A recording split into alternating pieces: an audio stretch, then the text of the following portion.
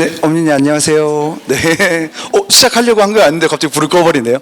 지금 시간이 저희가 이제 11시부터 시작하기로 했는데 지금 도착하고 계시는 어머님들도 계셔가지고 그래서 11시 한 5분 정도부터 이제 설명회를 시작해 보도록 하겠습니다. 설명 시작 전에 설명이랑 조금 관련이 없는 얘기이긴 한데요. 오늘 저희가 그 아카로드 블루 M 설명회인데 저희 원래 블루 M관이 현재 지금 전에 레드관이 있었던 건물에서 수업을 하고 있는데 조금 학생 수가 좀 갑작스럽게 좀 늘어나가지고 교실이 없어가지고 좀 부득이하게 빨리 좀 이전을 하게 됐거든요. 그래서 저희 그 블루관 옆에 있는 그 자연드림이 1층에 있는 건물로 옮기게 됐습니다. 그래서 그 12월 22일부터는 이쪽에서 좀 더 넓고 쾌적한 공간에서 학생들이 수업을 할 수 있게 돼서 저희는 굉장히 그래서 이쪽에 저희 그 아카로드 블루랑 레드관이 2층, 3층에 있고요. 바로 옆 건물에 이제 아카로드 블루 M이 들어가게 되는 거죠. 그래서 어머님들께서 블루는 들어봤는데 블루 M은 뭐야? 라고 좀 생소하실 수도 있을 것 같아요. 그래서 저희가 원래 블루로만 운영을 했었는데 특히 중학생들이 입학 테스트를 보러 와서 여기 초등학생들밖에 없다. 테스트를 보는데 너무 시끄럽다. 애들이 너무 산만하다. 이런 얘기들이 조금은 들려와가지고 안 되겠다. 우리가 초등과 중등을 좀 분리시켜야 되겠다라는 생각으로 이번 여름에서 가을로 넘어갈 때 처음으로 이제 블루 M으로 좀 분리를 해서 블루관에서는 초등학생들이 선행 진도를 나가고 있고 그 다음에 블루 M에서는 이제 AB 중학생과 중학생들이 이제 선행 준비를 하는 그렇게 관이 좀 분리가 됐다. 그래서 조금은 더 초등학생들은 블루에서 수업을 하고 중학생들은 블루 M에서 수업을 하면서 조금은 더 블루 M은 면학 분위기가 조금 더 좋아지고 그리고 블루 친구들은 무섭게 생긴 형들 누나들이 없어서 너무 좋아요. 약간 이렇게 되는 것 같아서 서로 조금 만족되고 있는 상황인 것 같습니다. 그래서 이렇게 이전하게 됐다. 그래서 조금 계속적으로 저희 아카로드는 여기를 원래는 다 저희 아카로드 타운으로 만들려는 목표를 가지고는 있습니다. 그래서 이렇게 해서 저기 또 저희 아시겠지만 또 본원은 여기 위에 있죠. 여기 위쪽에 거기 그 광양 불고기 있는 쪽에 이렇게 있어가지고 약간 좀 왔다 갔다 하기 편하게 이렇게 좀 진행을 하고 있습니다. 그래서 확장 이전하게 됐다라는 사실 또 말씀드리려고 잠깐 띄워놨습니다.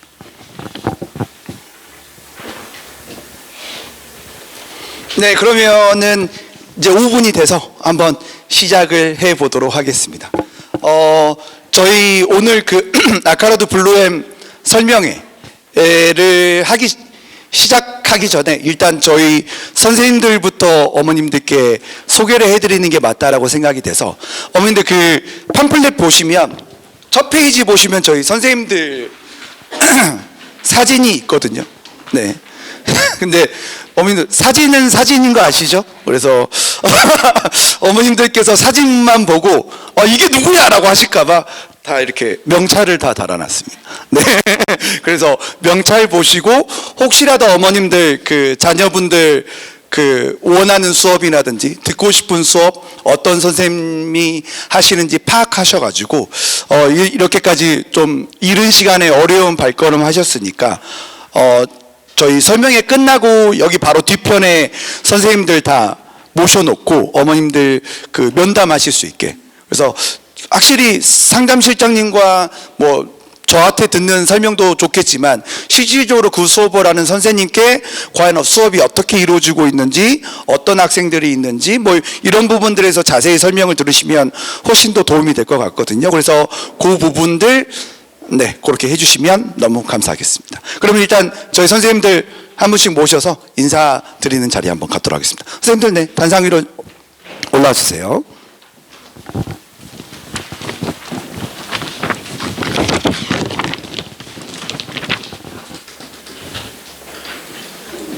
일단 먼저 인사부터 드리겠습니다. 네, 선생님들, 네, 인사. 네. 어머님들 그래서 팜플렛 보시고 실물과 잘 대조를 해주셔야 되겠습니다.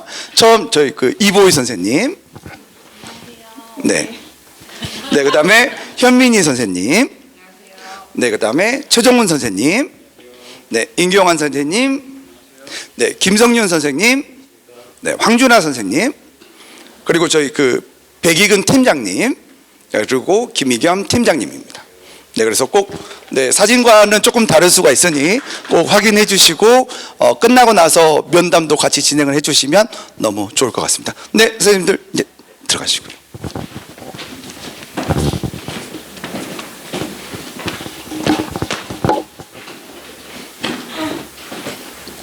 네, 어머니 안녕하세요. 저는 블루관에서 부원장을 맡고 있는 김상우라고 하고요. 그래서 오늘 첫 번째 연사로 나서서 저희 요즘에 조금 트렌드라고 할까요? 그 트렌드 부분들을 조금은 짚어드리는 그런 부분들 설명을 해드리도록 하겠습니다. 그래서 저는 좀 블루도 그렇고 블루엠도 그렇고 설명회를 자주 좀 하는 편이긴 한데 그래서 약간 분위기가 약간 좀 다른 것 같아요. 저희 블루 설명회는 초등 저학년 어머님들이 많이 오시거든요. 그럼 되게 활기차고 여기서 뭐라도 얻어가야지 약간 이런 느낌이 강한데, 저기 M 설명회는 아무래도 제 느낌상 좀 고수이신 어머님들이 좀 많이 계셔서 말해봐 약간 이런 느낌이 조금 있다라고 해야 될까요? 그래서 조금 더 조심스럽습니다. 자, 그러면 2028 대입 개편안부터 아마 어머님들 많이 들어보셨고, 아마 저희 설명회가 처음이 아니시고 다른 학원 설명회도 분명히 다녀오셨을 거라고 생각이 됩니다.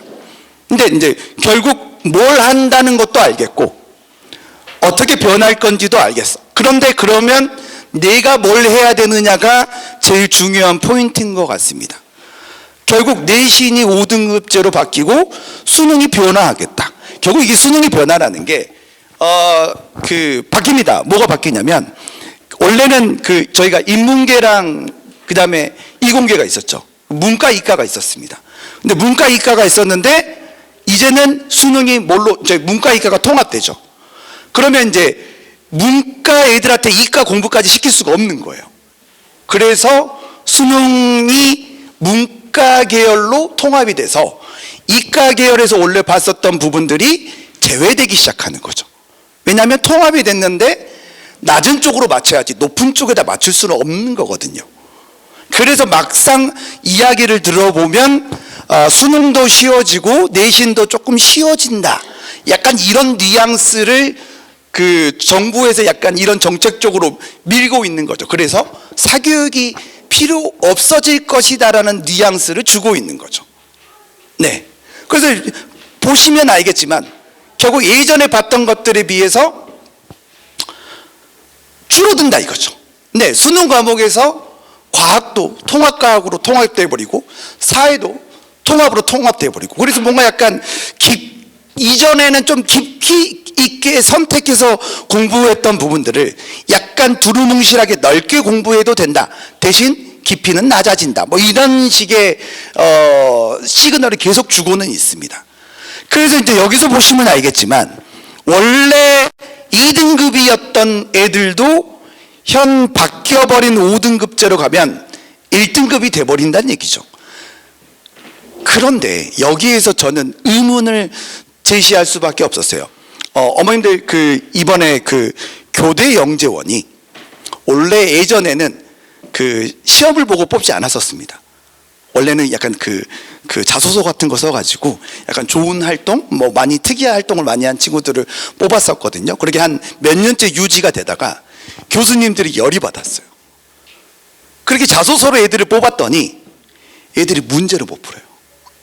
그래서 교수님들이 아니 이렇게 좋은 자소서로 해서 역량이 뛰어날 줄 알고 뽑았더니 이게 뭐야? 그래서 이번에 시험이 부활했습니다. 그렇죠? 그럼 여기서 나타내는 바가 뭐냐면, 이렇게 정책적으로 뭔가 내신 등급도 뭉뚱그려지고 수능에서 보는 과목 자체도 뭔가 쉬워지는 것 같고, 그러나 대학에서 원하는 인재는 그런 인재가 아니란 얘기죠. 교수님들, 대학 사무처 결국은 잘하는 애를 뽑고 싶어요. 그런데 내신으로는 변별력이 없어집니다. 그죠? 모두 수능도 변별력이 없어집니다. 그러면 잘하는 애들을 어떻게 뽑아야 될지 이 대학에서 고민을 하지 않을까요? 그죠? 그렇다고 그냥 대충 아무나 뽑을 수는 없잖아요. 그죠? 그러면 이렇게 변별력이 약화된 부분들을 어떻게 걔네들이 보완하겠다라고 말하냐면, 심화 수학 영역에 해당하는 교과목을 학교에서 학습할 수 있고 대학은 그 평가 결과를 확인할 수 있다. 이게 포인트입니다. 어머니들 그 고교 학점제로 과목이 다 달라지는 건 알고 계시죠? 그래서 어떤 학교에서는 이 과목이 있는데 어떤 학교에서는 그 과목이 없는 경우도 있습니다. 그래서 교육부에서는 뭐라고 말하냐면 다른 학교 가서 들으세요라고 이렇게 말을 합니다. 말도 안 되는 소리죠. 그렇죠? 근데 그게 그쪽에서 말할 수 있는 최선의 방안이에요. 그런데 교과목이 달라진다니까요. 예를 들어서 우리 아이가 의대를 가고 싶은데 무슨 과목을 고등학교 때 이수하지 않고서는 지원조차도 못하는 그런 사태가 충분히 벌어질 수 있다라고 생각을 해주시면 될 것 같아요. 그래서 결국 학생부로 대학에서 판단을 하겠다는 얘기입니다. 그러면 결국 이게 말하는 바가 뭐냐면, 그 자소서에 학교 출신은 못 적죠. 근데 어느 학교에서 뭘 배웠는지가 다 드러난다는 얘기죠.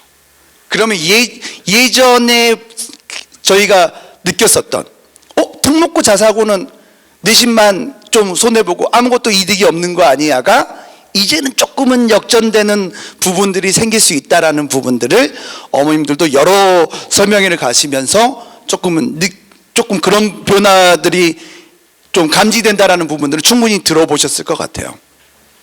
결국 내신 5등급제와 통합형 수능은 쉬워지겠죠. 쉬워지겠으나 결국은 잘하는 애들을 어떻게든 색출해내기 위해서 여러 가지 것들이 생길 겁니다. 그래서 우리가 지금 필요한 거는 학생들 자체적인 역량이 높아야 된다는 얘기죠. 주머니 속에 들어있는 송곳처럼 어디를 가든지 간에 툭툭 튀어나올 수 있어야 그게 티가 나고 그 티를 내줘야 학교에서 뽑아간다는 얘기인 것 같습니다. 결국은 똑같습니다.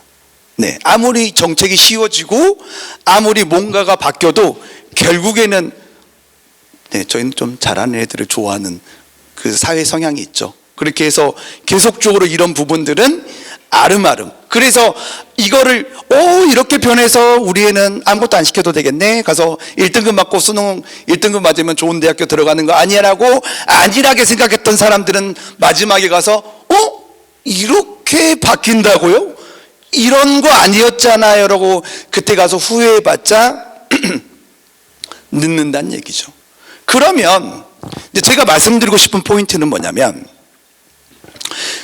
잘하는 고등학교들이 얘네들은 기본적으로 어떻게 해야 대학을 잘 보냈는지 숙련된 노하우가 있는 학교들이죠. 그거를 이제 순서대로 나열해 봤습니다. 그럼 이제 어머님들은 여기에서 우리의 주변에 무슨 고등학교가 있지? 그럼 나는 어디 쪽으로 보내야 될까? 그래서 제가 많이 교육을 시켜봤지만 생각외로 중요한 게 환경적인 부분이더라고요.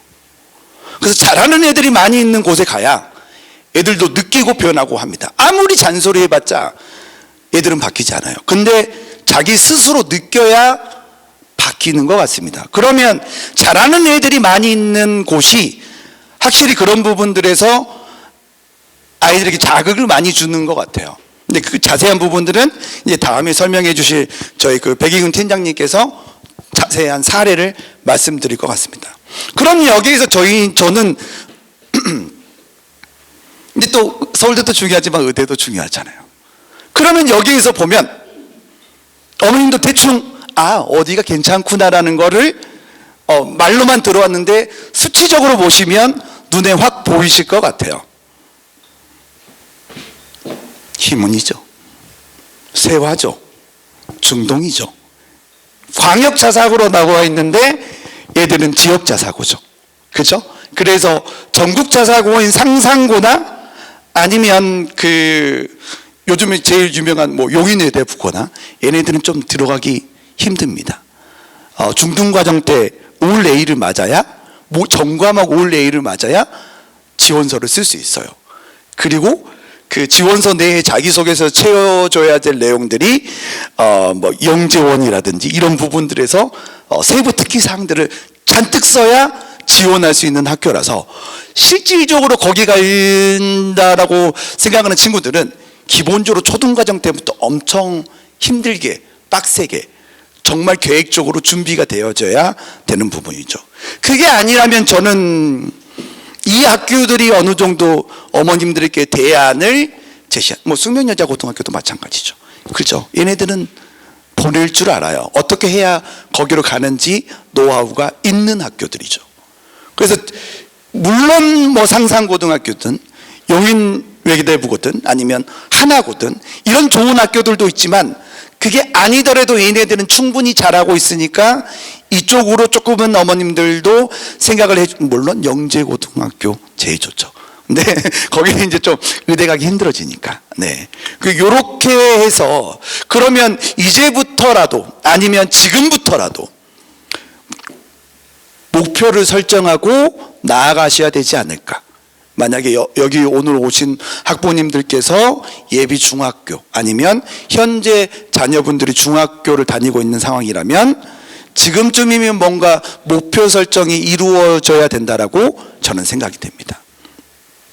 자, 여기서 이제 보면 자사고 특목고는 계속 올라갈 거예요. 왜냐하면 정책이 그런 쪽으로 결정돼 버렸거든요. 여기를 원래 안 갔던 이유가 내신 때문이었는데 내신이 5단계로 축소되면서 예전에는 거기 가서 1등급 받기 너무 어려웠는데 이제는 1등급 우리에 가능할 것 같은데 라는 생각이 드는 거죠. 그리고 실질적으로 이건 약간 제가 PPT에는 안 써놨는데 지금 이번에 연대 사회계열 1학년 중에서 50%가 반수를 합니다.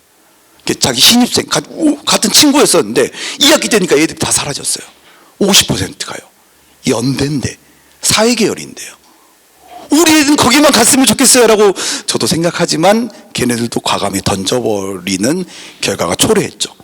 그래서 실질적으로 서울대도 입학했는데 30%가 안 갑니다. 깜짝 놀랐어요.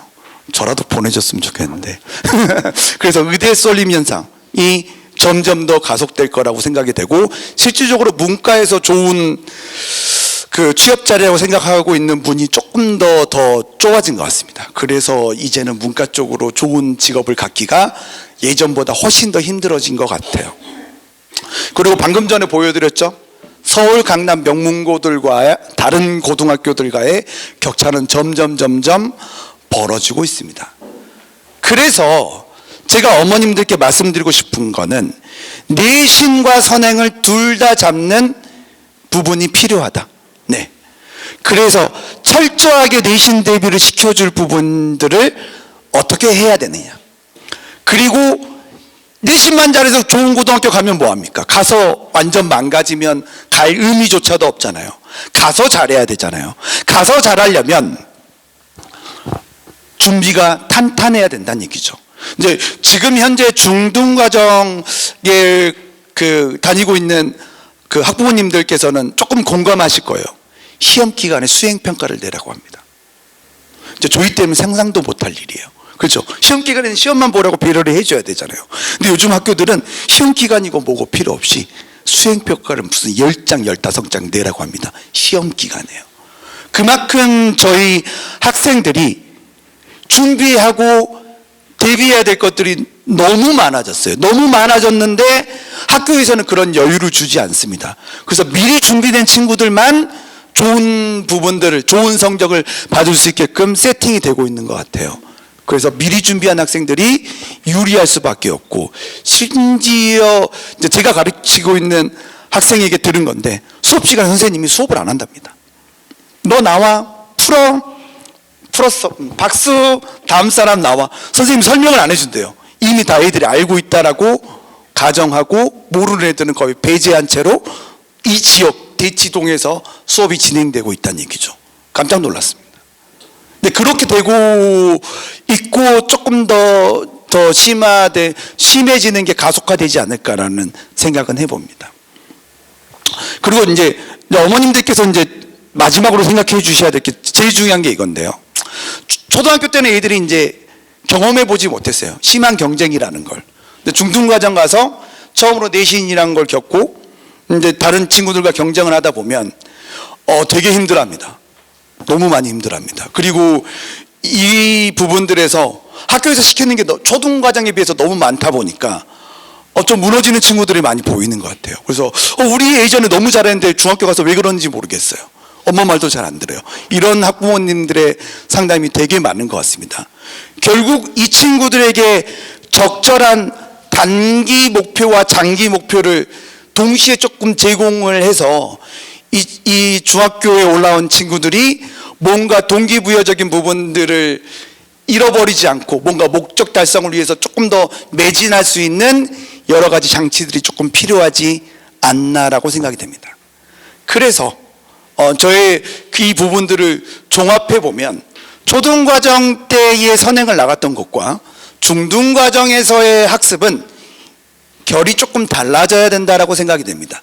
근데 그 결이 달라져야 될 부분들을 제 뒤이어서 설명을 해주신 백이근 팀장님께서 아주 자세하게 조목조목 짚어주실 거예요. 그래서 이 부분들에서 어머님들께서 우리 아이에게 맞는 학습 방법이 뭔지 이런 부분들을 잘 알아가시면 너무 감사드릴 것 같습니다. 저는 여기서 마치도록 하겠습니다. 네, 감사합니다.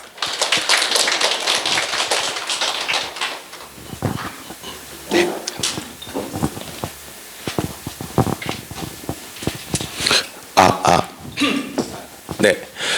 이어서 아카로드 블루엠 설명을 맡은 백이근 팀장입니다.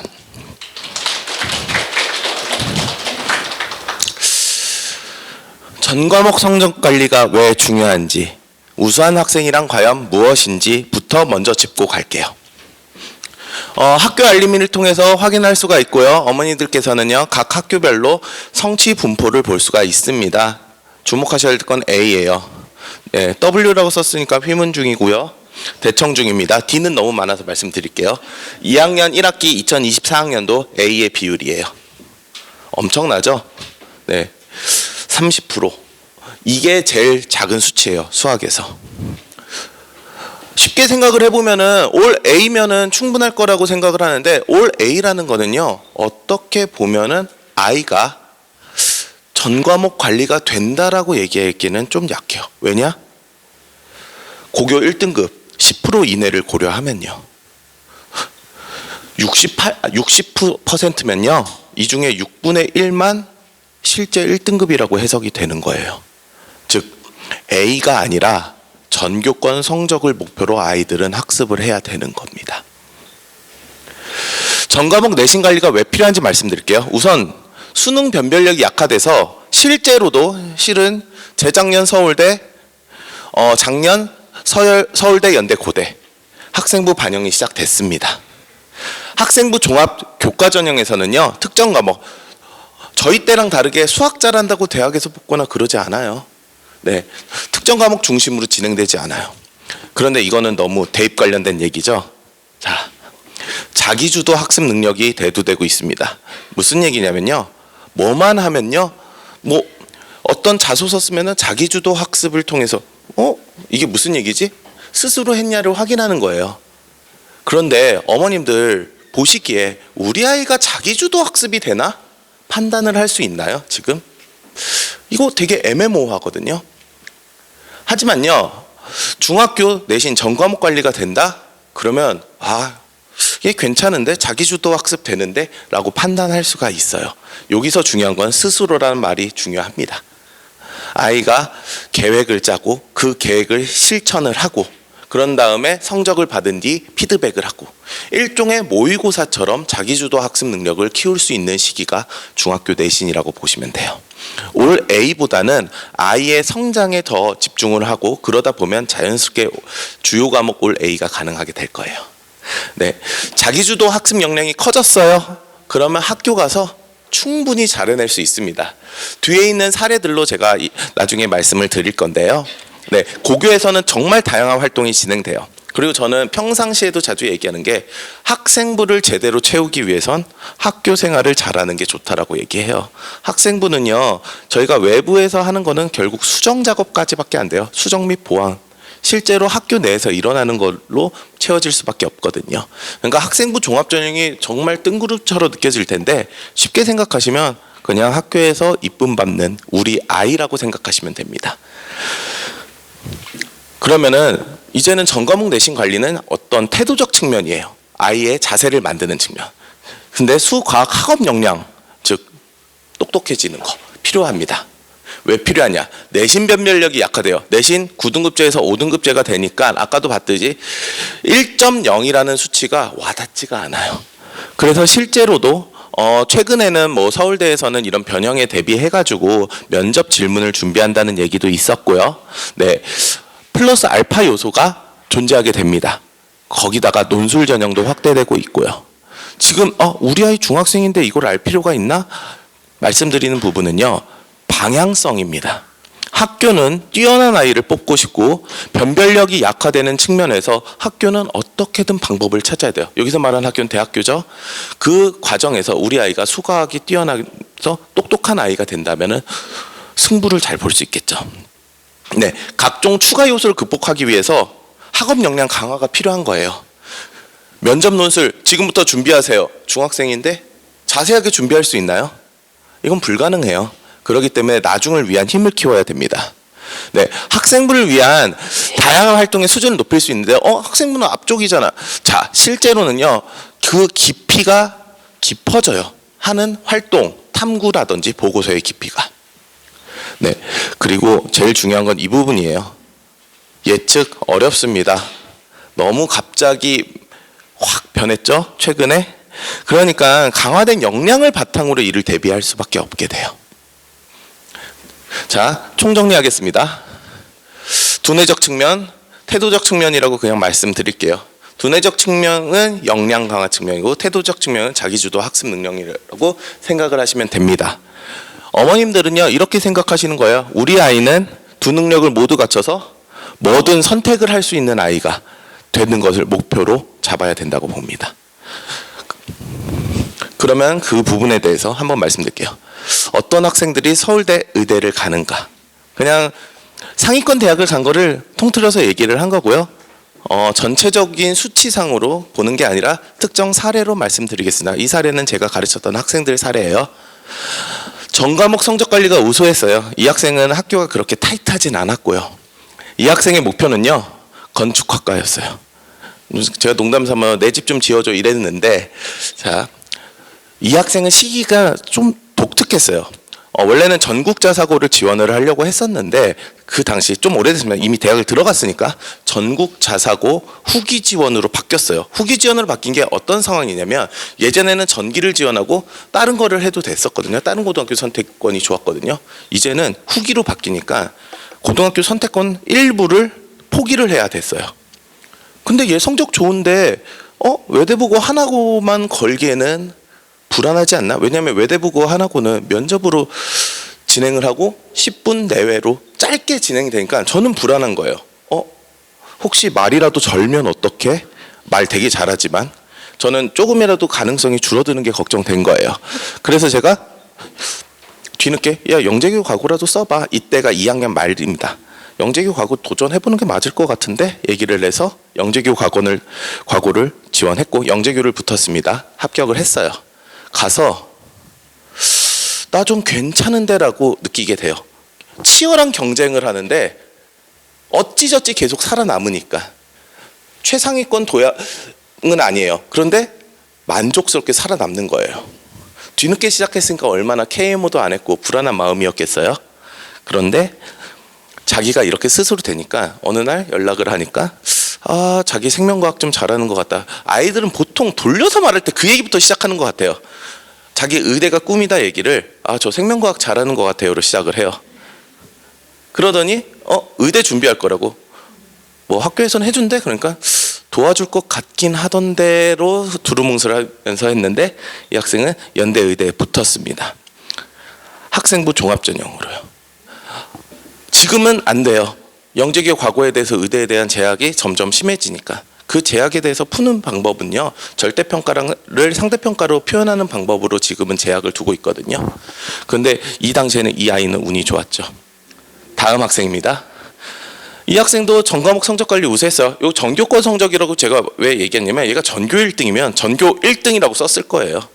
1등은 아니었어요. 왔다 갔다 1등일 때 한 번 찍고 나머지는 좀 많이 배회하는 스타일이었어요. PD가 되겠다고 했어요. 문과 지망으로 미적분 수업 때 제가 나 좀 반대인데 하면서 설득을 해서 이과로 바꾸는 것까지는 제가 했습니다. 전국자사고 지원을 원래 생각을 했었는데 어머니들도 아실 거예요. 전국자사고 나중에 지원을 할 때쯤 되면요, 신경 쓸 게 너무 많아요. 신경을 못 쓰다가 지원을 못 했어요. 그리고 이 무렵 과학중점학교 열풍이 있어서 자연스럽게 거기에 탑승을 했습니다. 이 학생은요, 내신이 우상향이었어요. 수학도 2등급이 있었습니다. 우상향으로 이렇게 서서히 올라가는 그래프가 됐어요. 그런데 어느 날 연락을 했죠. 그래서 얘도 마찬가지로 쌤, 저 생명과학 좀 잘하는 것 같아요. 느낌이 왔어요. 근데 얘는 더 가관이었습니다. 그래서 자기의 의치대를 목표로 하겠대요. 그래서 제가 또 친하니까 약간 비꼬았죠. PD 되게 데려왔잖아. 그러니까 그래도 잘하는데 이렇게 얘기를 하면서 그 다음 얘기가 더 가관이에요. 근데 쌤, 저는 서울대도 목표로 할 거예요 라고 해요. 두 개를 목표로 하면 뭐든 되지 않겠어요? 둘 다 됐습니다. 이 학생은 치대를 선택한 이유는 의대가 공부할 게 많아서 같아서라고 얘기를 했어요. 다 치대를 썼어요. 거기까지는 제가 뭐 컨트롤 할 수 없으니까. 이 학생은 학생부 종합전형으로 갔습니다. 그런데 이 학생의 학생부 종합전형은 좀 달라요. 이 학생은 학교에서, 제가 물어봤죠. 학교에서 많이 챙겨줬어? 쌤, 스스로 했죠라고 했어요. 근데 이 스스로가 잘하는 아이들끼리 똘똘 뭉쳐서 지들끼리 요거 해보자 하면서 그 학생은 자연스럽게 따라가면서 학생부가 완성된 케이스예요. 저는 바람직한 케이스라고 봅니다. 다음 학생입니다. 전과목 성적 관리가 미흡하고요, 수과학 성적은 양호했습니다. 네, 여기 미흡이라는 부분은 전형적인 남학생이라고 생각하시면 돼요. 얘야, 그래도 역사책은 펴봐야 되지 않을까? 그건 전날 하는 거 아닌가요? 그래서 강제로 역사책 붙잡게 하고 그런 스타일이에요. 당연히 진로 희망 없었겠죠. 지역자사고에 붙었습니다. 내신 경쟁은 어려워했어요. 자기주도 학습이 안 되니까요. 그래서 남자답게 바로 정시 파이터 들어갔어요. 되게 빨리 들어갔어요. 2학년 1학기 중간쯤에 들어갔어요. 진짜 빨리 들어간 거예요.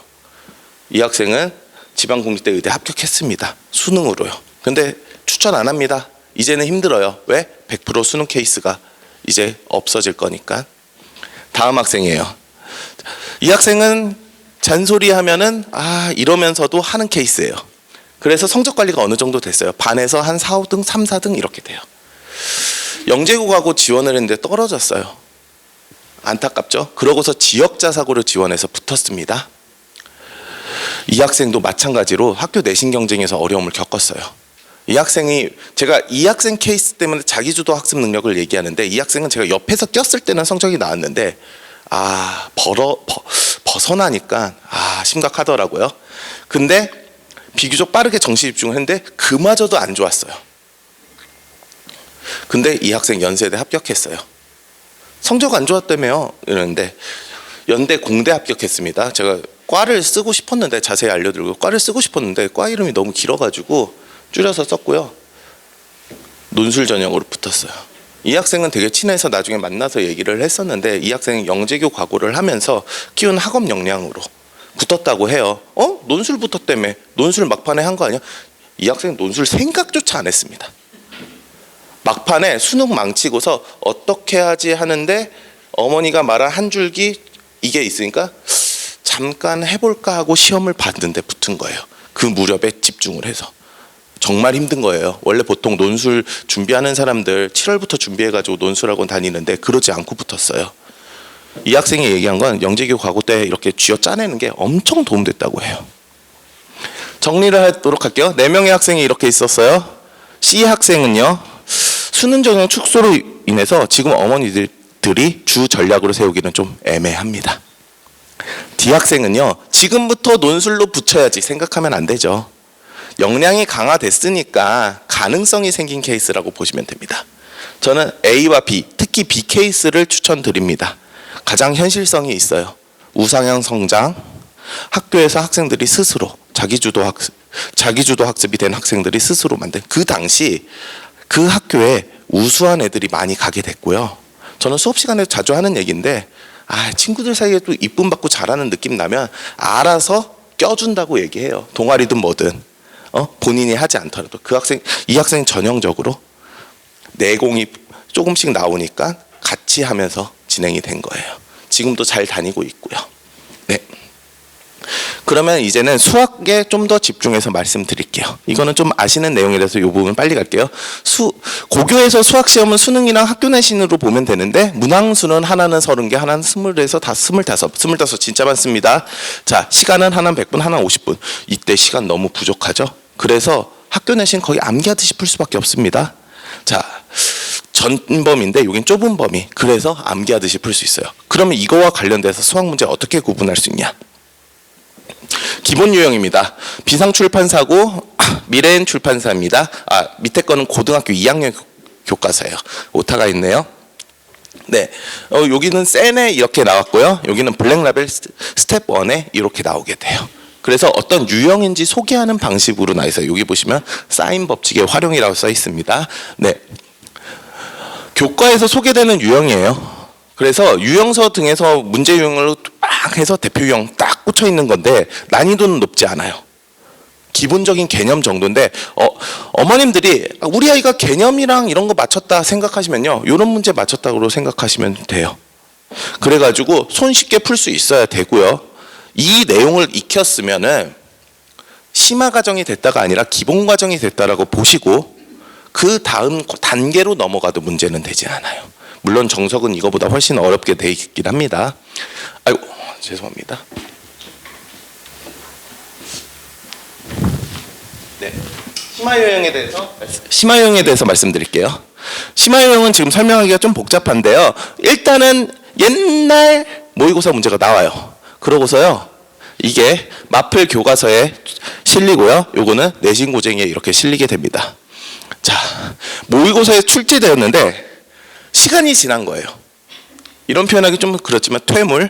약간 그 당시에는 센세이션하고 신선했지만 시간이 지나면서 그냥 문제집에 그냥 나오는 거예요. 그런 문제들이에요. 근데 현재는 좀 복잡해요. 왜냐면 교육과정이 개정되면서 문제집들이 계속 개정이 되니까 현재 문제집에는 비교적 최근 모의고사 기출이라고 붙이게 돼요. 하지만 이게 장기적으로 보면은 한 7년 전, 8년 전이 되는 거예요. 네. 모의고사 기출입니다. 어머님들 조금이라도 관심 있으시면요, 고등학교 가면은 모의고사 기출 많이 풀어야 된다 얘기해요. 그냥 모의고사 기출을 2002년부터 풀면 된다? 그런 얘기가 아니에요. 자, 2021년 고1 9월 모의고사 30번입니다. 그리고 아래는 2019년 고2 9월 모의고사 19번이고요. 19번도 약간 빠듯한 편이에요. 실제로 외대부고에 2022년 1학년 1학기 기말 외대부고에 나왔어요. 이거는 바로 적용한 거라고 보면 돼요. 21년 9월이면요, 이 시험 범위에서는 이미 지난 상태거든요. 바로 나온 거예요. 아래는요, 단대부고입니다. 4년이 지났지만 나왔어요. 보통은 쉽게 5개년 이내를 학교 내신에서 나오고 고난도 문항이라고 판단을 하시면 돼요. 5개년 이내. 5에서 7개년으로 보기는 합니다. 고등 내신 대비 기간에 이걸 집중적으로 공부를 하는 거예요. 지금 미리 많이 공부를 해서 내신이 준비된다라고 생각을 하시면 안 돼요. 이런 문제들은요, 누적이 될 거고요. 우리 아이가 고1, 고2가 됐을 때 그 전 5개년을 집중적으로 공부를 해야 되는 거예요. 그 당시에 내신 기간에. 근데 내신 기간에 5개년 공부하는 과정에서 필요한 건 뭐냐? 머리가 빠르게 소화할 수 있게 하는 거죠. 왜냐하면 해당 문항을 암기하는 게 아니라 이렇게 공부를 할 때 속도가 붙어야 되는 거예요. 이때 공부의 속도가 중요한 거예요. 그러기 위해선 학습 역량이 강화가 돼야 되는 거죠. 자, 총정리를 하겠습니다. 심한 문제 극복을 위해 별도의 유형 연습은 어려워요. 이 문제 풀어봤다. 어머니들 가끔 아이한테서 들으면 화가 나요. 이거 봤는데 하고 못 풀어요. 받는다가 아니라 그 문제 해법을 찾아야 돼요. 역량 강화입니다. 자, 유형화된 문항은 체화, 문제풀이 연습을 통해서 잡을 수가 있어요. 여기서 제가 표현이 되게 애매한데 정성이 들어간 블루 M관에서 선생님들끼리 금요일마다 뭐 고등학교 1학년 월급마다 고등학교 기출을 이렇게 스터디 세미나 하는 게 있어요. 딱 문제를 보면 알아요. 정성이 들어갔네. 엄청 신경 썼구나. 그런 문제들이 있어요. 그런 문제들 남다르게 만들고 싶어서 나온 건데 그 이전에 유형 연습으로 해결이 될까요? 그런 문제들은 정말 문제 해결력으로 뚫어야 되는 것들이에요. 그런 연습이 필요합니다. 그래서 역량이 강화돼야 되고요. 네, 이제 아카로드 블루 M에 대해서 말씀드릴게요. 앞부분은 이 부분에서 설명할 부분에 힘을 싣기 위해서고요. 네, 아카로드 블루 M은 의자사반과 정규 M반으로 구성되어 있고요. 의자사반은 우선적 선행 속진 이후에 아카로드 블루 M만의 심화 프로그램으로 진행이 됩니다. 정규 M반은요, 우수 담임 선생님이 커리큘럼 관리를 하면서 수업 진행을 합니다. 기본과 실력 과정을 단계적으로 진행이 되고요. 브로셔를 참조하시면 됩니다. 자, 정규 M부터 설명드릴게요. 아카로드 블루 M 선행 과정에 대해서 말씀드리도록 하겠습니다. 우선은요, 수업 담당 선생님들이 커리큘럼을 관리를 하세요. 아까 앞에서 소개해 주셨던 선생님들이 커리큘럼 직접 관리하고요. 학생의 상태에 대해서 정확히 파악을 해서 맞춤 커리를 안내해 주실 겁니다. 그리고요, 주말 방학 특강. 커리큘럼 이렇게 진행이 되는데 그걸 무조건 따라가냐? 필요한 것들을 방학 특강으로 충분히 챙길 수가 있어요. 방학 특강은 뒤에 한 번 더 자세히 말씀드릴 건데, 방학 특강을 통해 가지고 우리 아이한테 필요한 것들을 추천을 받으면서 채울 수 있습니다. 네. 그리고 단원 및 복습 테스트가 각 1회씩 진행이 되고요. 내신입니다. 내신은 먼저 소개하는 이유는 신경 써야 될 때죠, 지금. 네, 저희는요, 학년별로 내신 과정 그리고 내신 대비 교재들을 마련을 했습니다. 그리고 모의고사는 정규반에서도 진행되고 특별히 내신 대비 모의고사 특강도 진행 중이에요. 내신 대비 모의고사 특강에 대해서 한마디 더 말씀드리겠습니다. 실제로 저희 중학교 1학년 내신 대비 모의고사를 담당하신 이부희 선생님이 직접 관리하시는 부분이에요. 시험을 보고 시험지에 대해서 어머니께 직접 발송을 해서 보여드리고 피드백까지 하고 있어요. 지금 시험범위 너무 다르고 우리 아이 상태 모르겠죠. 그러니까 하나씩 관리를 해줘요. 전체적으로 내신을 훌쩍 풀었다 그런 느낌보다는 관리를 해주고 성적을 올릴 수 있도록 치밀한 모의고사를 진행 중입니다. 네, 커리큘럼, 표준 커리큘럼 말씀드리겠습니다. 이렇게 쓰면은 좀 복잡을 해요. 저희는 기본적으로 공통수학원 기본, 공통수학 2 기본, 공통수학원 실력, 공통수학 2 실력, 이 과정을 통해서 고등학교 1학년 내신 과정을 완료할 거고요. 그 이후 대수 기본, 대수 실력, 이때부터 기본 실력으로 가게 됩니다. 그래서 고2 내신 플러스 수능 과목을 완료를 목표로 커리큘럼이 구성되어 있어요. 그래서 수업 담당 선생님이 이 커리큘럼 내에서 어떤 방향성을 제시해요. 그러면은 학생별 성취에 따라서 문제풀이 또는 심화 특강을 추천해서 진행을 합니다. 여기서 이 특강은 레벨업이 목적이 될 수도 있어요. 진도를 좀 더 빠르게 하고 싶을 수도 있고, 우리 아이가 이 성적이 부족한데 미흡 부분 관리가 될 수 있어요. 세 번째가 뭐냐면요, 우리 아이 지금 미적분 1 해요. 미적분 1이면 여기입니다. 우리 아이가 이거 제대로 기억할지 가늠이 안 되죠.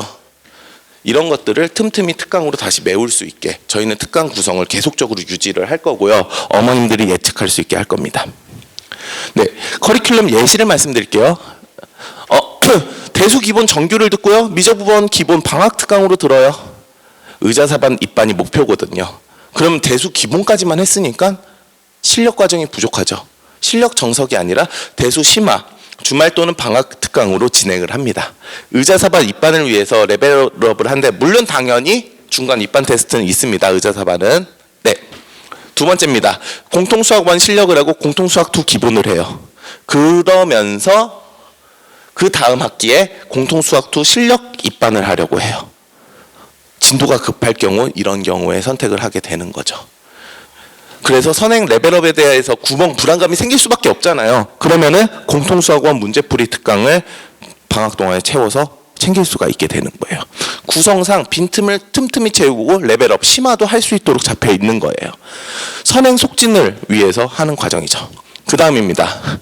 중3 특별 커리큘럼만을 말씀드릴게요. 공통수학 2 기본 응용이 진행되는데 이 학생들은 방학특강 공통수학원 문제풀이를 추천합니다. 그리고 이 반은요, 끝이 대수 실력으로 될 수밖에 없어요. 학기 3개밖에 안 남았거든요. 그래도 미적분원 하고 싶은데 여름방학 기본 특강을 챙기면 됩니다. 혹은 우리 아이 공수2 문제풀이가 필요할 것 같은데 특강으로 챙기면 돼요. 고입을 대비하기 위해서 선행과정 점검 및 선행과정, 그래도 보통 2학년 1학기까지, 고등학교 2학년 1학기까지만 할지 고등학교 2학년 2학기까지 나갈지 고민을 하시는 거거든요. 그거에 대한 대비가 될 수 있습니다. 아카로드 블루엠의 테스트 말씀드리겠습니다. 단원 테스트가 있습니다. 단원 테스트는요, 문항별 유형이 상세히 정리되어 있고요. 유사 유형 시험지도 아이들한테 제공이 될 수 있습니다. 그리고 교육청 모의고사 기출을 활용하고 있고요. 누적 테스트에 대해서 말씀드리도록 하겠습니다. 기본 과정일 때 해당 과정 진도 누적 테스트가 될 거고요. 실력 과정일 땐 전범위 누적 테스트가 될 거예요. 누적 테스트를 보면 성적이 이렇게 정리가 되는데요. 중요한 건 해당 부분이에요. 그냥 성적이 어떻게 나오는지 점수만 보는 게 아니에요. 우리 아이 무슨 단원이 부족한지 파악할 수가 있어요. 이거 정말 중요합니다. 우리 아이 공통수학 1을 하는데 경우의 순열 조합 못하면 확인을 하기 쉬워요. 그런데 앞부분, 2차 함수 이 부분이 못해. 그럼 전부 다 처음부터 들어야 될까요? 시간 관리 측면상 그건 말이 안 돼요. 네, 취약 단원에 대해서 정확히 점검을 할 수 있고요. 그 범위가 적으면 추천 문제집을 스스로 풀면 돼요. 자기주도 학습이 되겠죠? 네, 도움이 필요하다. 추천 특강이 있습니다. 그래서 이를 통해서 다시 채우면 돼요. 자, 그럼 아카로드 블루의 의자사반에 대해서 말씀드릴게요. 중등 최상위권 관리 및 도약을 위한 프로그램입니다. 브로셔를 보면 자세히 커리큘럼이 나와 있고요. 네, 우선적으로는 고교 과정 1회독이 빨라야 됩니다. 현재는 지금 중1, 중2 커리큘럼 기준으로 말씀드릴게요. 미적분 2 실력, 확통 실력까지 마무리되고 그 다음에 공수원, 공수2를 진행하면서 다시 반복을 할 수 있도록 커리큘럼이 구성되어 있습니다. 죄송합니다. S3반 이번에 새로 기획한 반인데요. 저희는 이 반도 미적분 2 기본 확통 실력까지 했는데 이 반은 미적분 2 실력까지는 할 수는 없어요. 별도로 따로 챙겨야 됩니다. 그리고 이후 커리큘럼으로 넘어가요. 반복 심화 커리큘럼이 됩니다. 그러면은 현재 이제 예비 중3이죠. 예비 중3은요. 이미 반복 심화를 하고 있습니다. 그래서 미적분 통합 1, 2 과정으로 진행이 되고요. 공통수학 1, 공통수학 2 진행됩니다. 참고로 대수는 이전 학기에 마무리를 했어요. 네, 그래서 누적 심화 후 자사 파이널까지 진행돼요. 이 자사 파이널 같은 경우는 막바지에 문의를 주시면 저희가 응답을 해드리겠습니다. 네, 우리 아이는 심화 문제를 못 풀어요. 이 부분에 대해서 저는 항상 잘못된 질문이라고 말합니다. 왜냐면요, 심화 문제를 못 푸는 게 아니라 아이들 대부분은 심화 문제 풀 시간을 못 버는 거예요. 이게 더 중요해요. 그러기 위해서 저희 아카심화는요, 실제로 이런 부분에 대해서 체크가 되도록 하고요. 심화 문제 예방접종 놓습니다. 어려운 문제 한 대 맞게 시켜줘요. 자, 보시면요, 저희는요 강남권 대표학교 휘문, 단대, 중동 세화 등 숙명도 있고 대개, 진선 많은 학교들의 기출을 통해서 아카심화 교재를 구성을 했어요. 거기다가 전국자서고, 외대부고, 하나고, 상상고 문제도 다 넣어놨죠. 또한 저희 강필선 선생님과 김성윤 선생님께서 과학고등학교 내신 하셨거든요. 그때 서울과학고라든지 한성과학고의 기출 문제들도 같이 담겨 있어요. 그러니까 기출 문제를 통해서 심화 학습을 제대로 할 수 있게 돼 있습니다. 또한 이뿐만 아닙니다. 교육청 평가원 기출 플러스 EBS 교재 문제들도 다 수록을 했고요. 경찰대학 사관학교 좀 옛날 틱하지만 그래도 심화학습이 되는 문제도 수록돼 있어요. 시중문제 킬러 문항도 저희가 선별해서 같이 채워 넣었고요. 아카시마 교재는 이와 같이 구성이 돼 있습니다.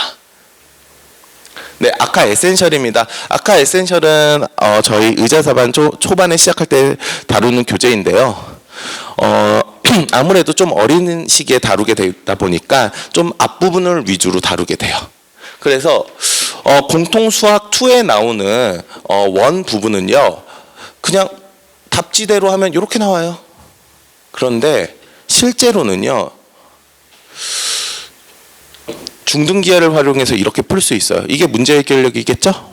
자, 원과 비례라고 현 교육과정에서는 제외된 내용이에요. 근데 배우는데 어려움은 없습니다. 실제로 저희 애들도 지금 배우고 있고요. 문제 풀이 효율을 높이는 방법입니다.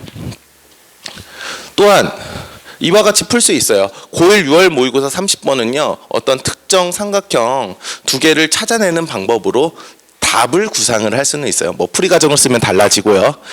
해당 부분도 이 부분은 고등학교에서 배우는 공식을 사용을 하는 건데 이걸 통해서 길이비를 찾은 다음에 문제를 해결할 수 있습니다. 네, 그리고 정수 이론 나온 부분 중학교 1학년 1학기 이후 처음이거든요. 이런 내용들이 아카 에센셜에 담겨 있어. 아카시마는요 고등기출을 고등학생스럽게 제대로 풀도록 하는 거고요. 아카 에센셜은요 고등학교 초반 부분을요 중학생의 그 느낌으로 풀 수 있게, 중학생의 심화 과정으로 녹일 수 있게 만들어진 교재입니다. 네, 그래서 아카 에센셜은 중등심화 경시이론 고등수학에 적용한 거고요. 내신 기간에 연습으로 절대 안 되는 거라서 미리 시키는 거예요. 네. 학생관리 측면을 말씀드리도록 하겠습니다.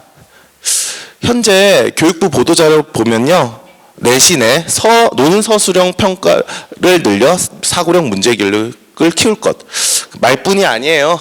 뒤에 언급도 했어요. 서수령 강화되고 있습니다. 제가 아까 처음에 말씀드렸죠. 지금이 중요한 게 아니에요. 방향성이 중요해요. 논서수령을 강조하고 있어요. 그래가지고 거기다가 지금 논술 전형 확대됐죠. 저 얘기하고 싶은 거 이거 아닙니다. 논술 전형 확대되고 있구나. 커지고 있는 방향인 거죠. 그러니까 서술 강화를 지금부터 할 필요가 있다. 그래서 실제로 수업 시간에 서술을 잡아주는 부분도 있고요. 시험에서도 선생님들 꼼꼼히 체크를 하고 있습니다. 자, 마지막으로 특장점 말씀드리도록 하겠습니다. 아카로드 블루 M만의 장점을 말씀드릴게요. 현재 아카로드 블루 M을 통해 가지고 아이들이 성장을 하게 되는 것을 저는 말씀드렸어요. 끝일까요? 성장을 하면 보상이 있어야 되고, 성장을 하고 난 뒤 새로운 도전을 제시할 수 있어야 됩니다. 근데 여기까지는 다른 학원들이랑 다 똑같은 것 같아요. 어머니 KMO 해도 될 것 같은데 저는 좀 이런 식의 얘기가 돼요. 아카로드입니다. 저희는요, 아이가 성장을 하잖아요. 준비를 하라고 얘기를 하는데 시기만 말을 하는 게 아니에요. 체계적인 로드맵을 안내할 수 있습니다. 아카로드 블루엠의 선생님들도 전부 다 정말 영재교 과거의 우수한 학생들이 어떻게 성장했는지를 저희는 알 수 있어요. 알고 있고요. 그렇기 때문에 저희는 학생의 성장을 보고 가장 바람직한 로드맵을 제시할 수 있는 학원이라고 단언할 수 있습니다.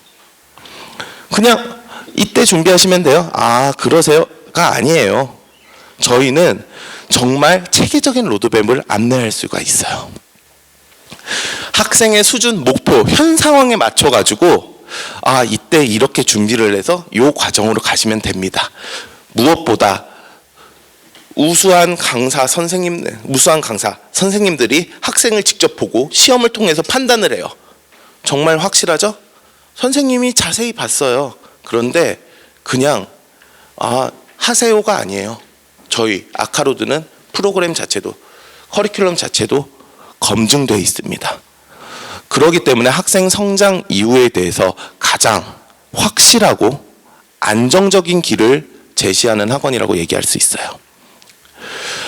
아카로드 블루의 아카로드 홈페이지에 들어가면요, 이와 같이 시간표가 있어서 정말 구성이 다채롭게 돼 있어요.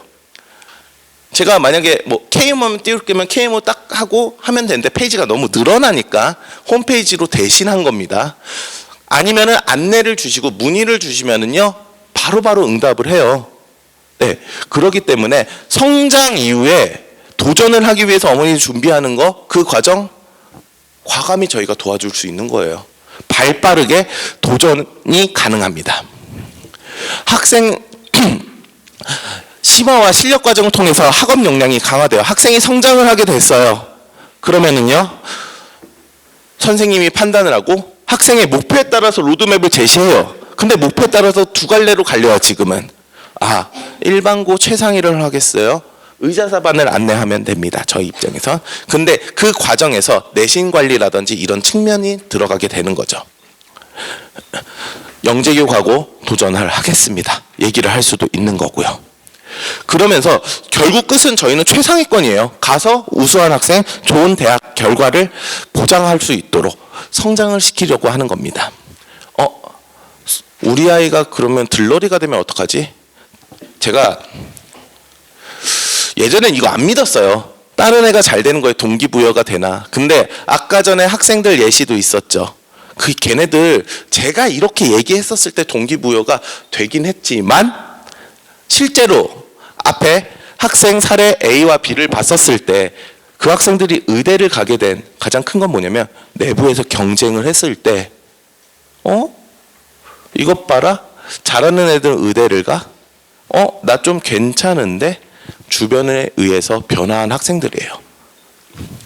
주변에 의해서 변화를 합니다. 정말 좋은 선생님 밑에서 좋은 동기부여가 되고 좋은 친구들, 그리고 뛰어난 학생들과 함께 있었을 때 동기부여가 되고, 그 이후에 선생님은 그 성장을 응원해주고 조언을 해주고 이끌어낼 거예요. 그렇게 되면은 본인 목표를 위한 로드맵이 확 깔리게 되겠죠. 이렇게 자신 있게 말씀드릴 수 있는 거는요, 실제로도요, 저희 블루의 의자사 반에서 현재는 1%를 위해서 가는 학생도 있지만 영재교 가고 나도 해볼래 해서 실제로 넘어가서 적응하고 잘하고 있는 학생들이 많습니다. 지금 뭐 실명 거론하기는 어려우니까 나중에 얘기하시면은 말씀드리도록 할게요. 네. 블루엠 방학 주말 특강에 대해서 말씀드리도록 하겠습니다. 블루엠은요, 일단은 특강은요, 고등심화 문제풀이 수업으로 구성되어 있다고 보면 돼요. 저희는 이 특강 틀을 유지할 생각이에요. 어머님들이 예측하고 준비할 수 있도록. 그래가지고 현재는 고민 중이라기보다는 진행을 하려고 이렇게 여러 가지 체크하고 있는 것 중에 하나는요, 3월부터는 주말에 고교 기출 문제 특강을 진행할 예정입니다. 네, 진도 및 예습 수업도 가능합니다. 기본 혹은 실력 정석으로 진행되는 선행과정 수업이 있고요, 특강으로 이렇게 가능하게 됩니다. 요거 중요하거든요. 저희가요, 특강을 보면요, 중등 대수 총정리, 기하 총정리가 있어요. 이걸 통해서 심화, 학업 역량 강화할 수 있어요. A급 기반으로 하는데 저희 이런 거 정말 수업 잘합니다. 이거는 정말 자신 있게 말씀드릴 수 있어요. 그래서 내신 전에 심화 학습으로는 강력 추천드립니다. 네. 상담 신청 안내 드릴게요. 상담 신청서가 한 부씩 있을 텐데, 아이고, 잠시만요.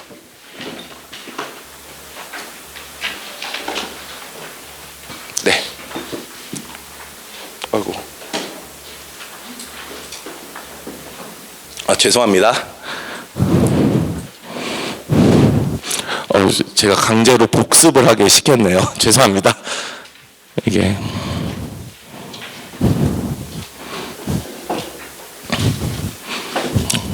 네.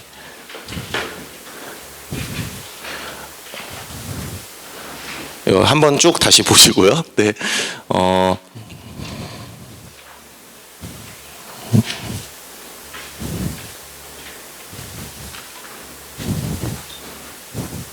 많은 얘기를 했네요. 네. 상담 신청서를 통해 가지고요, 그 상담을 디테일하게 받을 수 있거든요. 그래서 자세히 보시고 작성해 주시길 바랍니다. 네.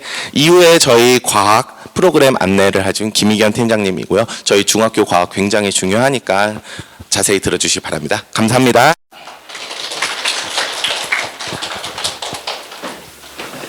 네. 제가 이 설명회 할 때마다 좀 슬픈 점이 항상 제가 마지막 연사로 자리에 쓰거든요.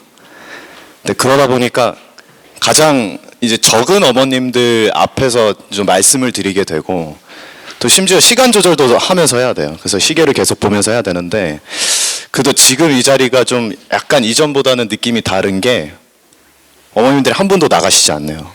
한 분 나가시네요.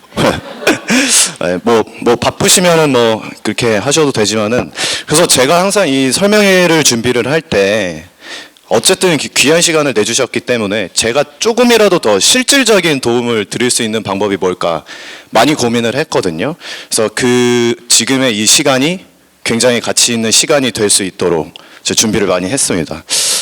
수학을 말씀을 많이 들으셨을 텐데 지금까지 사실은 과학은 그렇게 조급해 하실 필요는 없어요.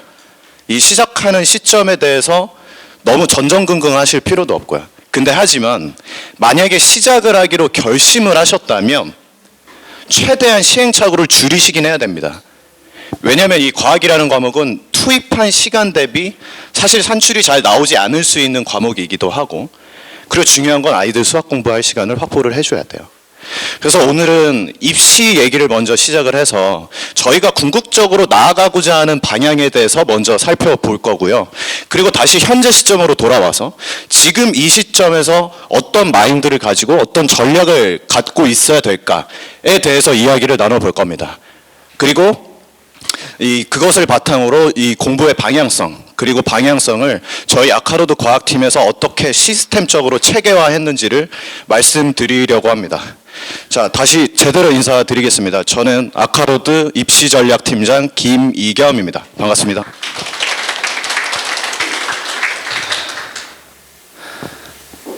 네, 이 변화된 입시가 어떤 방향으로 흘러갈지는 사실 아무도 정확하게 예측을 하기는 힘듭니다. 다만 저희가 조금씩 더듬어 가면서 이 변화의 실마리를 찾아가고 그리고 이거에 대해서 의논하고 협의하고 또 연구하는 과정을 통해서 저 근거를 잡아가는데 오늘 그 고민과 연구의 결과를 좀 공유를 해드리는 자리라고 생각을 해주시면 될 것 같고요. 이 변화된 입시에서 사실 가장 쟁점이 되는 부분이 통합과학일 텐데 통합과학이 정식 수능 과목으로 채택이 되면서 통합과학 교육에서 추구하는 것이 결국 대학교에서 아이들을 선발하는 평가 기준의 중요한 요소로 작동을 할 수가 있습니다. 예를 들어서 이 작년 말쯤에 발표된 대입제도 개편 확정안에서 일부 발췌를 해봤습니다. 여기서 보시면 눈에 띄는 표현이 선택 과목을 폐지를 해서 아이들의 융합형 학습을 할 수 있도록 유도를 할 것이고 그리고 학교에서는 창의력이나 문제 해결력을 다면적으로 평가할 수 있게끔 논서술형 평가를 확대할 것이다. 이 두 가지 문구가 눈에 띕니다.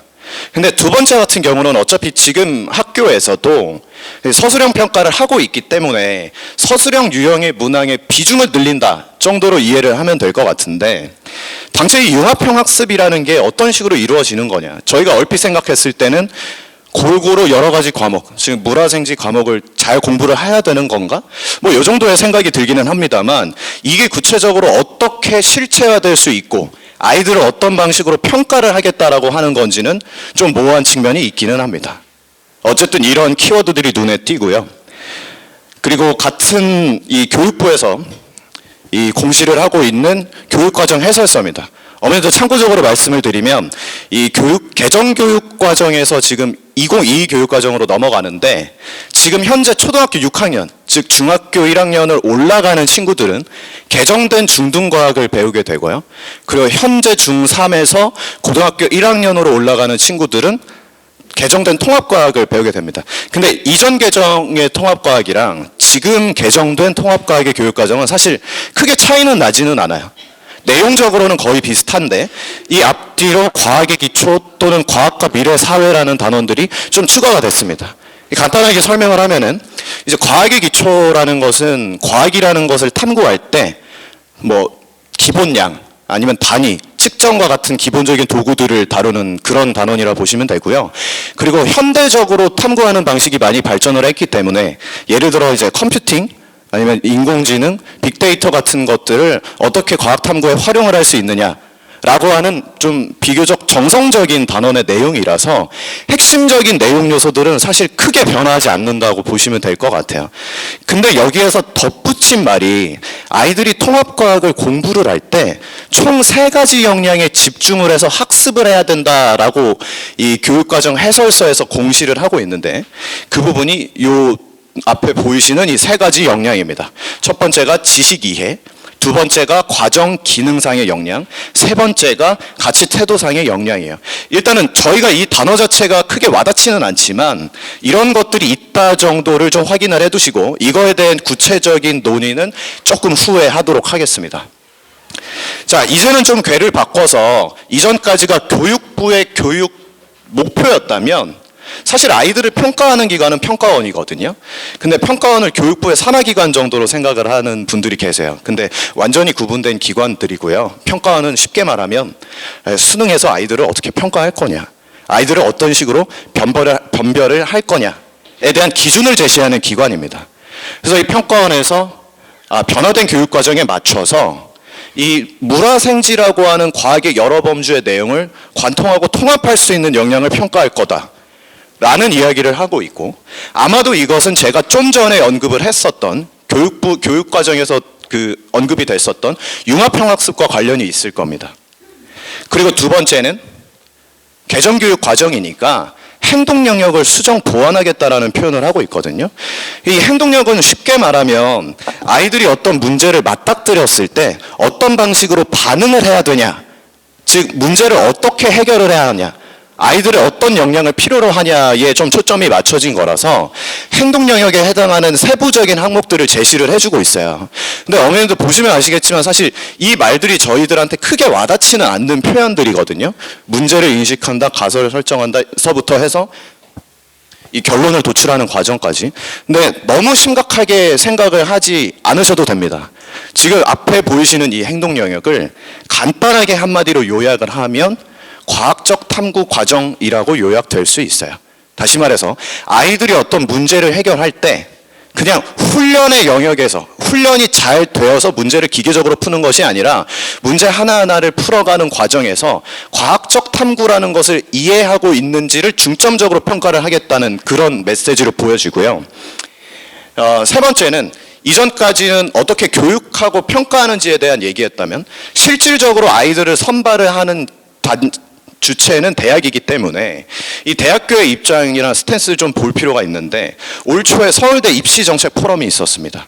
다시 말해서 앞으로 우리가 아이들 선발할 때 이런 부분을 중점적으로 봐야 되지 않겠냐, 이렇게 선발하는 방식으로 선발 전형을 개선하는 게 좋지 않겠냐, 이런 논의 과정에서 나온 자료입니다. 첫 번째로 핵심은 지금 현재 대학 전형 방식이 좀 문제가 좀 있다.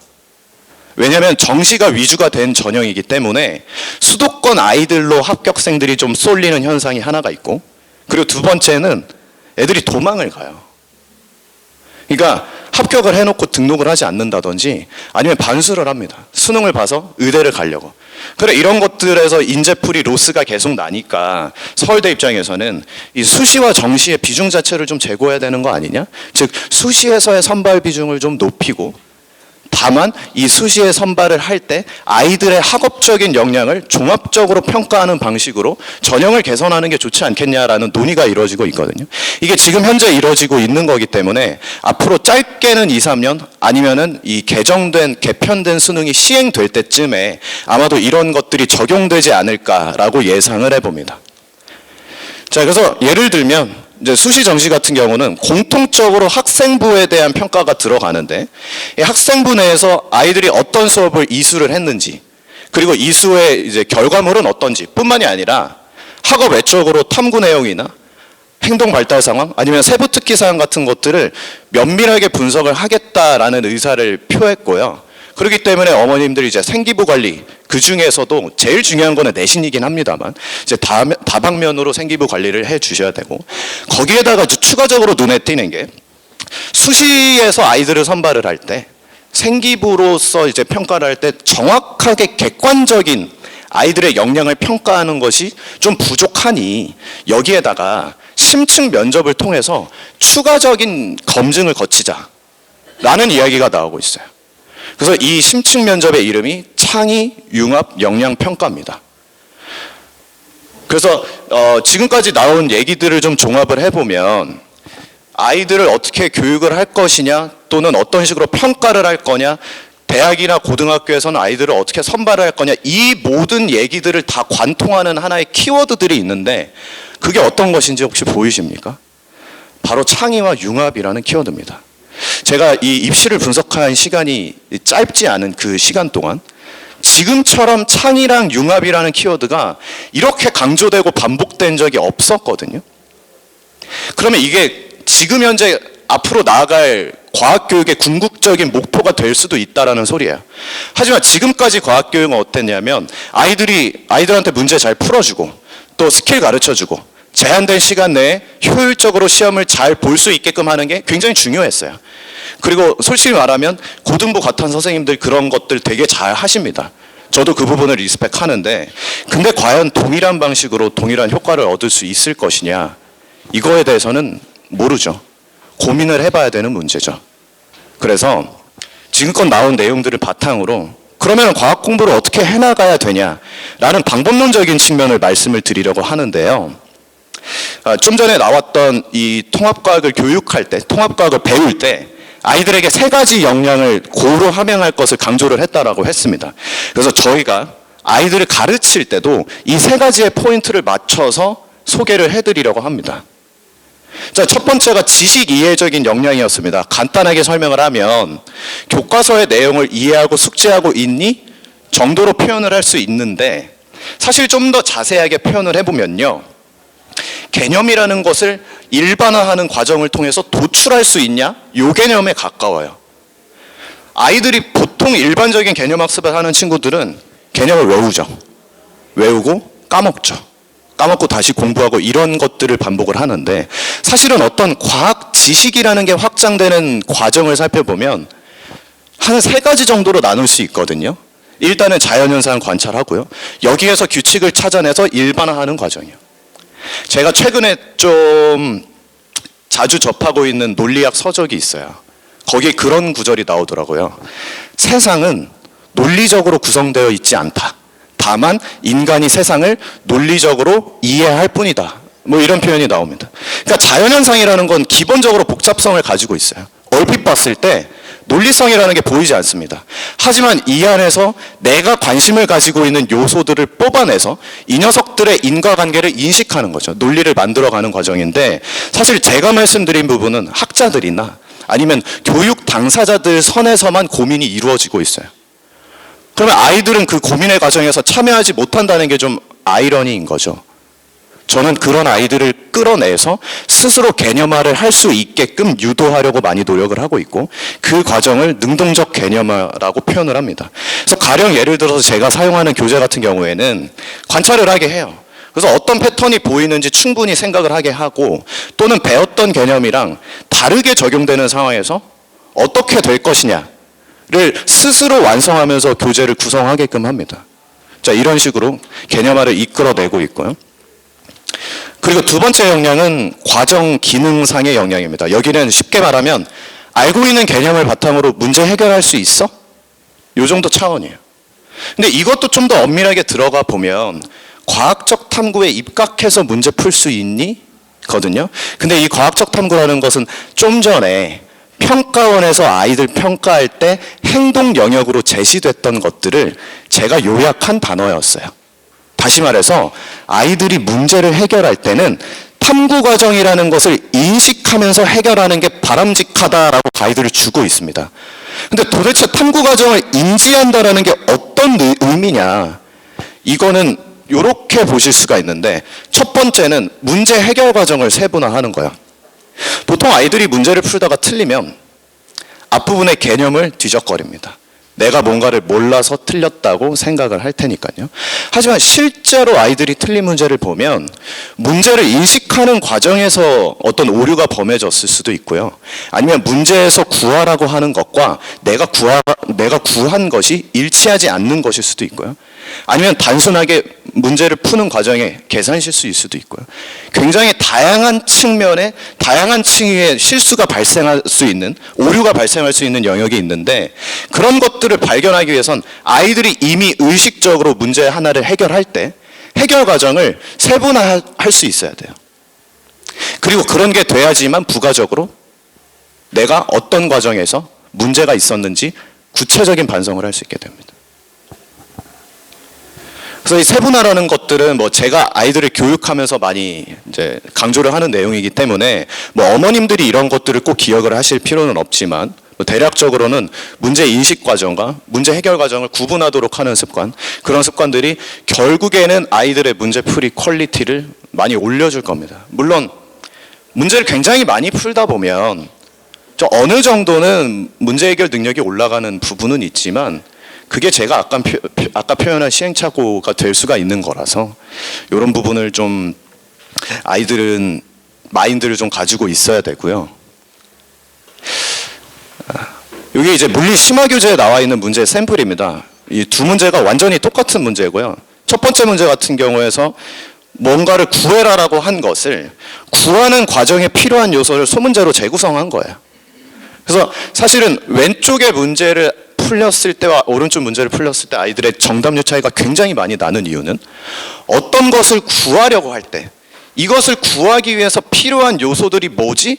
라고 하면서 최종적인 목표에서 한 발짝씩 뒤로 물러서면서 찾아야 되거든요. 그걸 저는 후방추론이라는 표현을 하는데, 이 후방추론 역시도 문제를 세분화해서 보는 습관을 들이는 아주 좋은 테크닉 중에 하나입니다.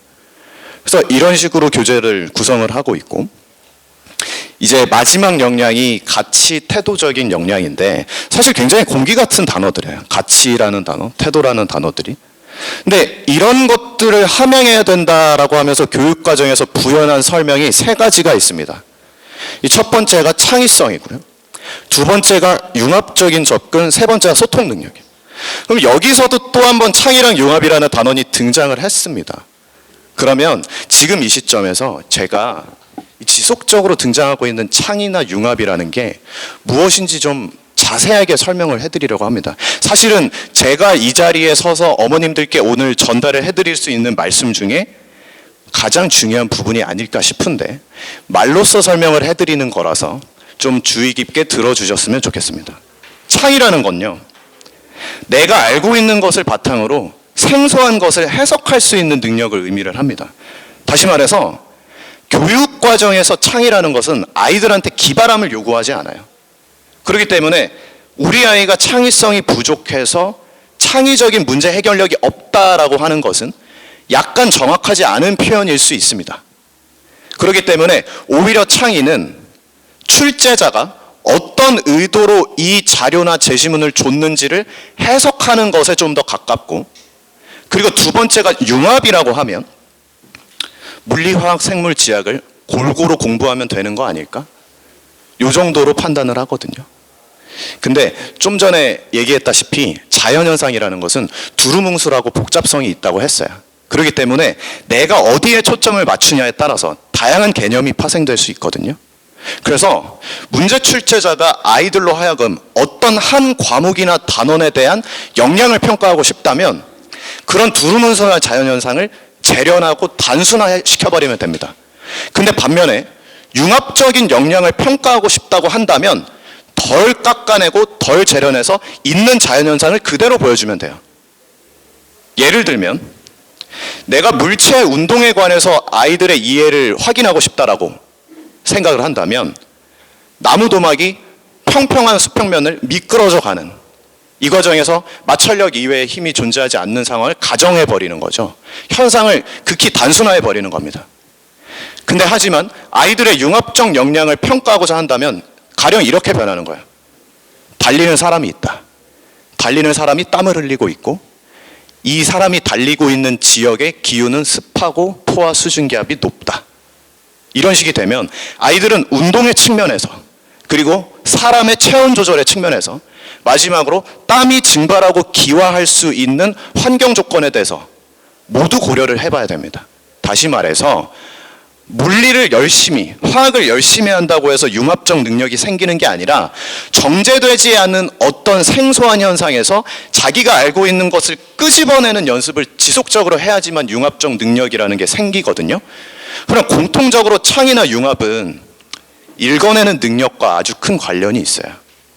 읽어낸 다음에 내가 적절한 근거 들기를 통해서 이 문항에 대한 결론을 논리적으로 전달할 수 있어야 돼요. 그게 바로 소통 능력이죠. 그렇기 때문에 지금 현재 특목고, 과학고, 영재고, 올해 영재 입시에서는 거의 모든 학교가 구술 면접을 시행을 했고요.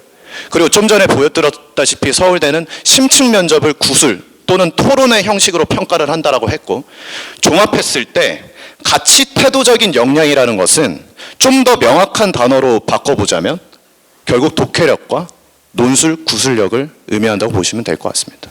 다시 말해서 창의력, 융합적 사고는 그 기저에, 그 베이스에 독해력이 있어요. 그래서 저 같은 경우는 아이들이랑 수업을 할 때도 그렇고 이제 문항을 구성할 때도 마찬가지지만 좀 굉장히 긴 글을 많이 읽게 시키거든요. 과학 소재라고 한 긴 글을. 그러니까 어머님들도 가정에서 그런 것들을 좀 많이 신경을 써주시면 굉장히 도움이 많이 될 겁니다. 그래서 어떤 문제 같은 경우는 정말 제시문의 정보로만 해결이 되는 문제들도 있어요. 그게 영재 입시의 트렌드이기도 하고요. 앞으로 대학 입시의 트렌드일 수도 있다라는 생각이 드는 부분이 이제 2달 전쯤인가 통합과학 예시문항이 출제가 됐을 때 굉장히 놀랐던 부분이 있습니다. 문항의 길이가 너무나 길어졌어요. 근데 문항 자체 난이도는 높지 않습니다. 하지만 아이들이 심리적인 압박을 받을 거고요. 그리고 꽤나 체크해야 되는 정보들이 많기 때문에 신중하게 해석하고 독해하고 그리고 이 자료의 의도를 파악하는 과정을 거쳐야 돼요. 이러한 문제도 마찬가지고 요거는 탐구 과정과 그래프 이런 것들을 꽤 긴 제시문으로 제시를 하고 있죠.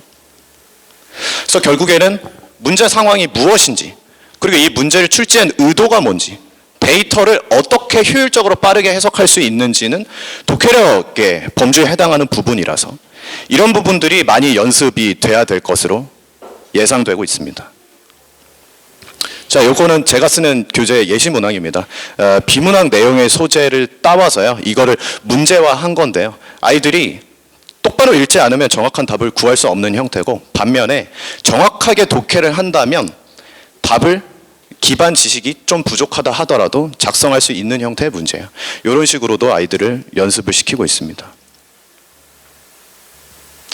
네, 그래서 이런 게 종합된 저희 아카로드 과학, 블루 M관의 과학 수업의 개요를 간단하게 설명을 드리면 지금 중등과학을 수강을 하고 계신지는 모르겠어요. 저희 블루관에서도 다음 달에 중등과학에 개강 예정이 있기는 한데 중등과학은 어느 정도 선수학습으로 하실 것을 권장을 드립니다.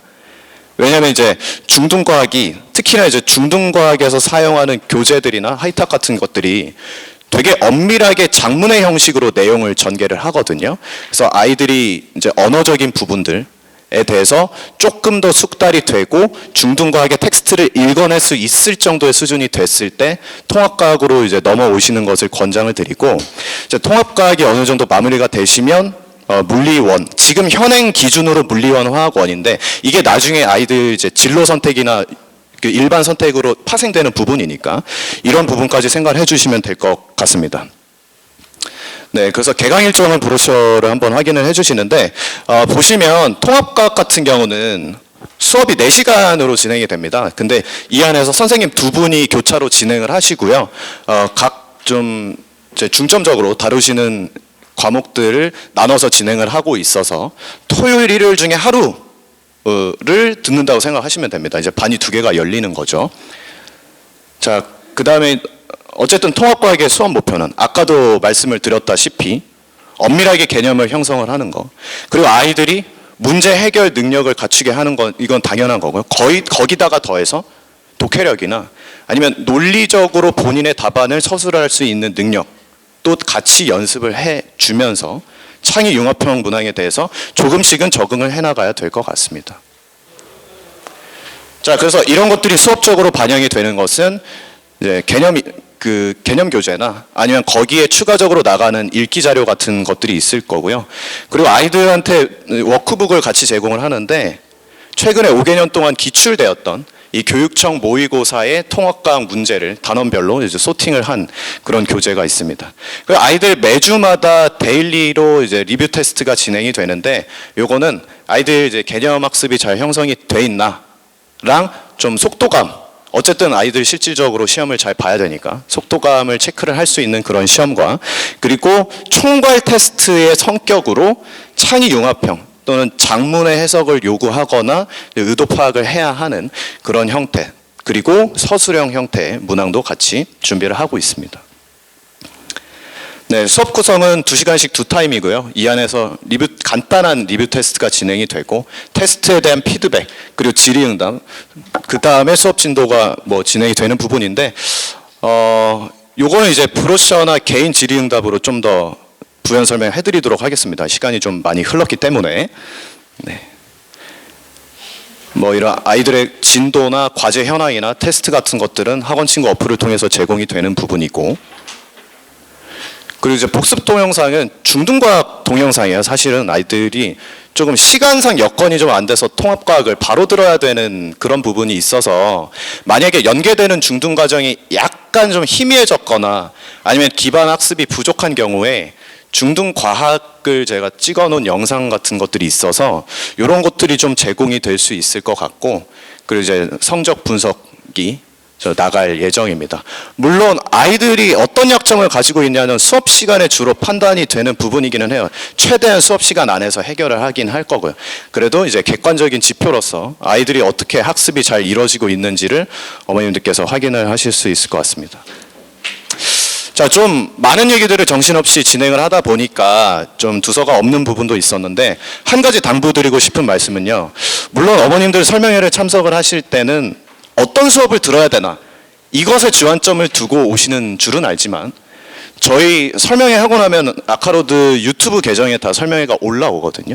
그래서 이런 설명회를 시간이 되실 때 좀 반복적으로 보시면서 좋은 교육에 대한 기준을 잡아 나가셨으면 좋겠어요. 그리고 그 과정이 녹록치 않으시면 제가 언제든지 도움을 드리도록 하겠습니다. 지금까지 입시전략팀장 김이겸이었습니다. 고맙습니다.